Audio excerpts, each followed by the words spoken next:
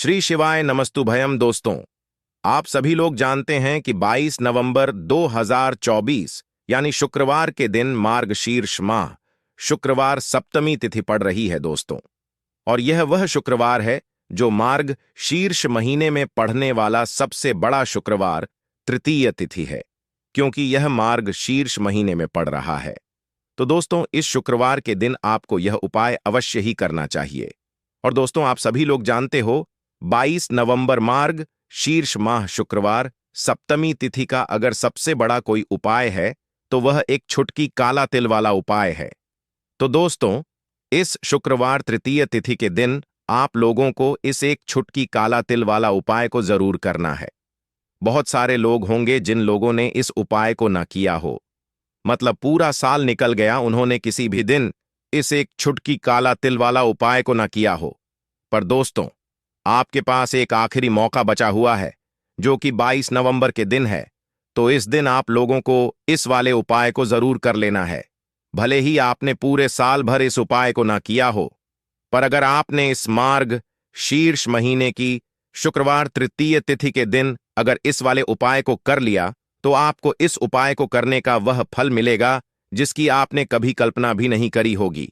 इसीलिए आप लोग इस वाले उपाय को एक बार जरूर कर लेना, ताकि आप लोगों के हाथ से यह मौका ना जा सके और आपको इस उपाय को करने का फल मिल सके। दोस्तों, यह उपाय पंडित जी ने अपने नी अभी की ही शिव महापुराण की कथा में बताया है, जिस उपाय को आज हम आपको बहुत अच्छे से समझाने वाले हैं। इस वीडियो को देखने के बाद इस उपाय को समझने के लिए आपको कोई और वीडियो को देखने की जरूरत नहीं पड़ेगी। तो चलिए दोस्तों, उपाय को शुरू करते हैं। देखिए, यह इस मार्ग शीर्ष महीने के शुक्रवार तृतीय तिथि के दिन यह इतना खास होता है, इतना महत्वपूर्ण होता है। देख गया है कभी कभी बड़े बड़े पूजा पाठ अनुष्ठान से जो मनों का न पूर्ण नहीं होते, वह मार्ग शीर्ष महीने के दिन एक छोटे से उपाय करने से ही आपकी मनोकामना पूर्ण हो जाती है। और बहुत सारे लोगों ने इस उपाय को किया भी है और उनको इस उपाय को करने का फल भी जरूर मिला है। अगर आप लोग भी इस उपाय को करना चाहते हैं तो आप इस उपाय को पहले अच्छे से समझ लेना, सुन लेना, उसके बाद करना। आपको इस उपाय का फल जरूर मिलेगा।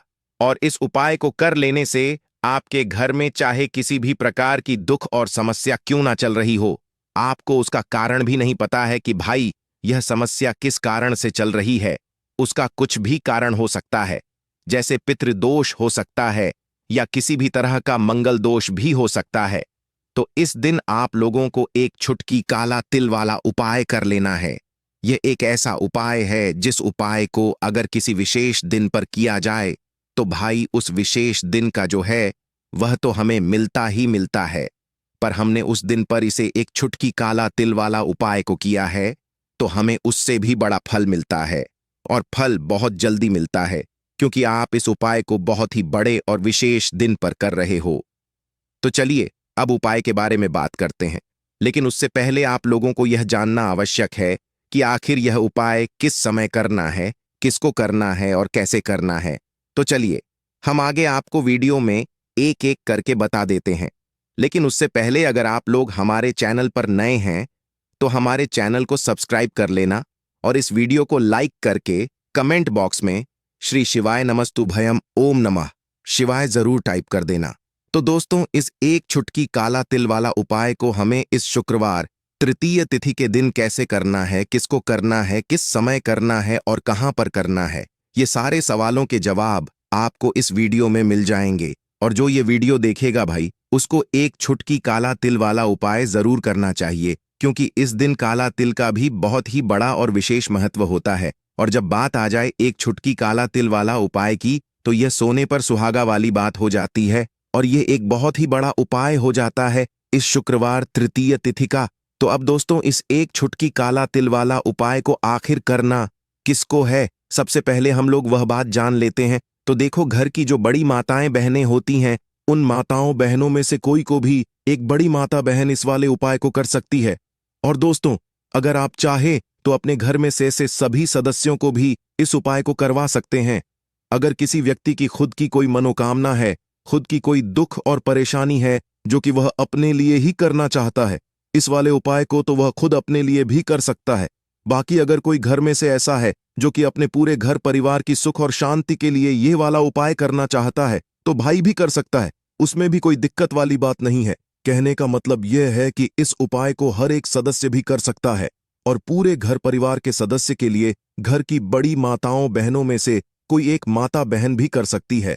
माताएं बहनें अगर घर में उपस्थित ना हो या वह यह वाला उपाय ना कर पा रही हो तो फिर घर का कोई बड़ा सदस्य भी इस एक छुटकी काला तिल वाला उपाय को कर सकता है, चाहे फिर वह पुरुष ही क्यों ना हो, उसमें कोई भी दिक्कत व बात नहीं है।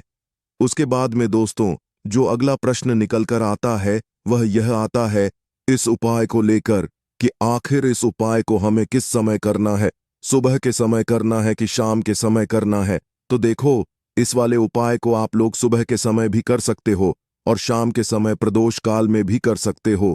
अब अगर आप पूछो कि भाई साहब सबसे उत्तम समय कौन सा रहेगा इस एक छुटकी काला तिल वाला उपाय को करने का, तो हम आपसे बस यही कहेंगे कि इस उपाय को आप सुबह के समय करेंगे तो ज्यादा बेहतर होगा। बाकी अगर शाम के समय भी करेंगे तो भी अच्छा होगा, उसमें कोई भी दिक्कत वाली बात नहीं है। तो अब दोस्तों जो अगली सबसे बड़ी और महत्वपूर्ण बात आती है वह यह आती है कि सुबह अगर हम उपाय को करेंगे तो हमें सुबह से लेकर शाम के समय प्रदोष काल में करना है। तो देखो, सुबह से लेकर शाम के समय प्रदोष काल में करना है। तो देखो, सुबह से लेकर शाम के समय प्रदोष काल में करना है। तो देखो, सुबह से लेकर शाम के समय प्रदोष काल में करना है। तो देखो, सुबह से लेकर शाम के समय प्रदोष काल में करना है। तो देखो, सुबह से लेकर शाम के समय प्रदोष काल में करना है।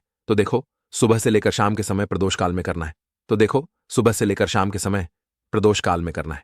तो देखो, सुबह से लेकर शाम के समय प्रदोष काल में करना है। तो देखो, सुबह से लेकर शाम के समय प्रदोष काल में करना है। तो देखो, सुबह से लेकर शाम के समय प्रदोष काल में करना है। तो देखो, सुबह से लेकर शाम के समय प्रदोष का जितनी जल्दी हो सके आप उपाय को करने की कोशिश करना। बाकी अगर किसी कारण अब लेट भी हो जाओ, थोड़ी देर भी हो जाए, तो 10 या 11 बजे तक भी आप उपाय कर लेना, पर 12 बजे से ज्यादा देरी ना हो। ठीक है, इस बात का ध्यान रखना। उसके बाद में दोस्तों अगर शाम के समय प्रदोष काल की बात करें, प्रदोष काल का जो समय होता है वह शाम के 6 बजे से शुरू हो जाता है। मतलब शाम के 600 बजे से लेकर शाम के 7 बजे के बीच का जो समय होता है यह समय प्रदोष काल का समय होता है। इस उपाय को 7 बजे या 8 बजे के बीच में भी कर सकते हो। मतलब शाम के 7 बजे से रात 8 बजे के बीच में आप कभी भी इस वाले उपाय को कर सकते हो, उसमें कोई भी दिक्कत वाली बात नहीं है। परंतु 22 नवंबर मार्ग शीर्ष माह शुक्रवार तृतीय तिथि के दिन कोशिश करना कि समय के अंतर्गत ही कर लो। किसी कारणवश ना कर पाओ तो थोड़ा देरी से भी कर सकते हो, आपको उपाय का फल जरूर मिलेगा। तो जो लोग कहते हैं कि भाग्य में दुख लिखे हैं, निर्धनता लिखी है, वह लोग भी मार्ग शीर्ष माह शुक्रवार सप्तमी तिथि एक छुटकी का तिल वाला उपाय जरूर करें। साथ ही साथ कर्जे को लेकर जो परेशान हैं, जिनके पास पैसा नहीं रुकता है, यह जो लोग कहते हैं कि निर्धनता ही घर में छाई रहती है, पैसा कहीं से कहीं तक नहीं आता है, तो ऐसा समझ लीजिए कि मार्ग शीर्ष का यह एक महीना ही आपके जीवन से निर्धनता को दूर कर देगा और फिर आपके घर में मां लक्ष्मी ऐसे वास करेंगी कि कभी आपके घर को छोड़कर नहीं जाएंगी। देखिए, अगर आप श्री हरि विष्णु को प्रसन्न कर लेते हैं ना तो मां लक्ष्मी की कृपा आपको मिलकर ही रहती है, बस सच्ची श्रद्धा से आपको उपाय करने होते हैं। तो चलिए बात कर लेते हैं सबसे पहले उपाय की कि मार्ग शीर्ष के महीने में वह कौन सा उपाय है जो आपको जरूर करना चाहिए। स्नान वाला उपाय भी आपको बताएंगे कि कौन सी चीज आपको डालकर स्नान करना है, लेकिन उससे पहले बहुत ही महत्वपूर्ण एक उपाय है। यह आपको मार्ग शीर्ष के महीने में जरूर करना चाहिए। अब क्यों करना चाहिए यह भी समझ लीजिए। तो देखिए, मार्ग शीर्ष का महीना श्री हरि विष्णु की पूजा के लिए यह सबसे उत्तम है। मार्ग शीर्ष का महीना ही है जिसमें हम धन की देवी मां लक्ष्मी का पूजन करते हैं।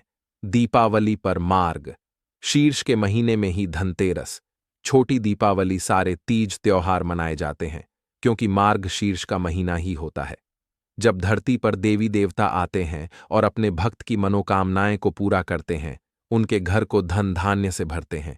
तो आपको मार्ग शीर्ष के महीने में सबसे पहले तो ये छोटा सा उपाय करना है। देखिए, आपको मार्ग शीर्ष के महीने में विशेषकर मां लक्ष्मी का पूजन जरूर करना है। अब कैसे करना है 2 फूल वाली लौंग आपको लेनी है, एक कपूर लेना है और यह अपने घर के मंदिर में आपको जलाना है माता लक्ष्मी के सामने। ठीक है ना? किस समय? शाम के समय में।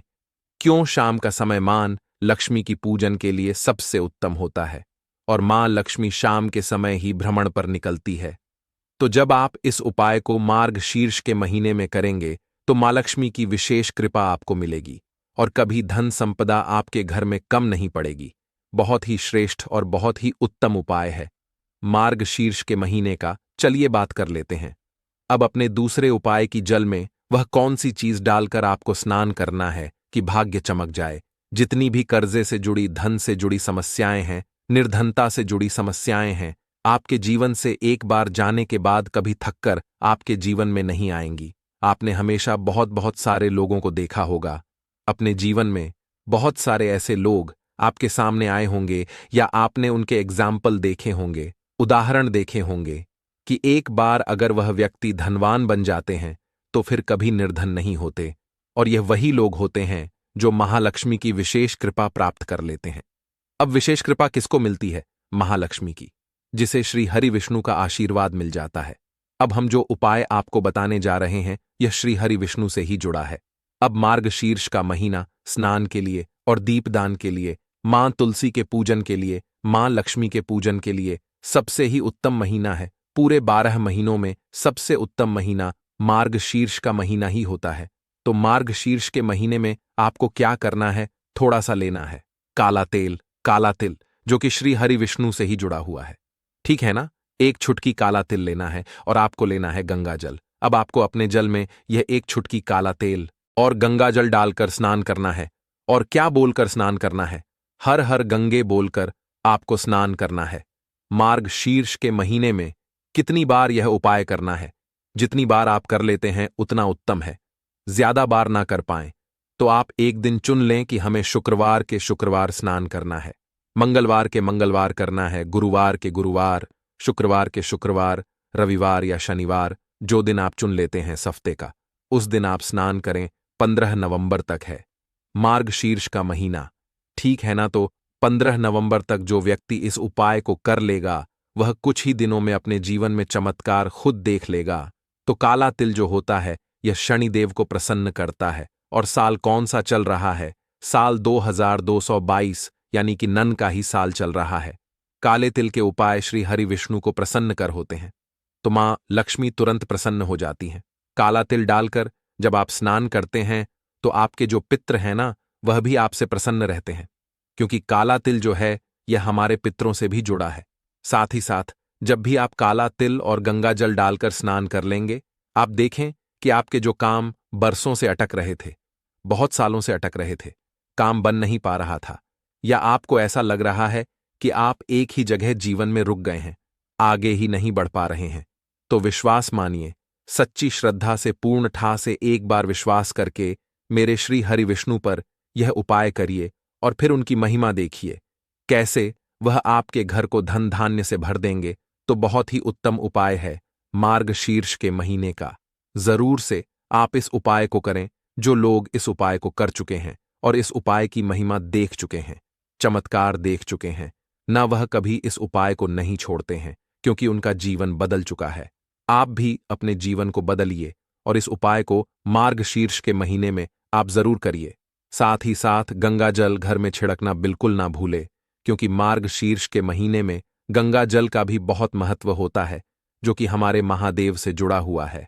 और गंगा जल जहां पर होता है ना, वहां हमें हमेशा सकारात्मक ऊर्जा आती है, धन की वर्षा होती है। कोई भी बुरी शक्ति, नेगेटिव एनर्जी ऐसी जगह पर नहीं आती है। इसीलिए मार्गशीर्ष के महीने में आप विशेषकर अपने घर में चाहे एक दिन करें, हफ्ते का एक दिन चुन लें, उस दिन गंगाजल का छिड़काव अपने घर में आप जरूर करें। तो चलिए अब बात कर लेते हैं अपने तीसरे उपाय की, जो कि आपके घर में स्थिर लक्ष्मी के वास के लिए है। देखिए, स्थिर लक्ष्मी आपके घर में तब आती है जब आप इस तीसरे उपाय को मार्गशीर्ष के महीने में करते हैं। मतलब मां लक्ष्मी आपके घर में आएंगी और फिर कभी आपके घर को छोड़कर नहीं जाएंगी। करना क्या है? आपको देखिए, आपको अपने मुख्य द्वार से जुड़े हुए उपाय मार्ग शीर्ष के महीने में विशेषक करने चाहिए, क्योंकि आपका घर का जो मुख्य द्वार है ना, यही आपको जल्दी से जल्दी धनवान बनाएगा। तो आपको क्या करना है? अब अपने मुख्य द्वार पर आपको एक तोरण जरूर लगाना है मार्गशीर्ष के महीने में। अब किस चीज का तोरण एल लगाएंगे? आप फूलों का लगा सकते हैं, आम के पत्तों का, अशोक के पत्तों का लगा सकते हैं। साथ ही साथ आपको अपने घर के मुख्य द्वार पर 2 दीपक शाम के समय में जरूर लगाने हैं।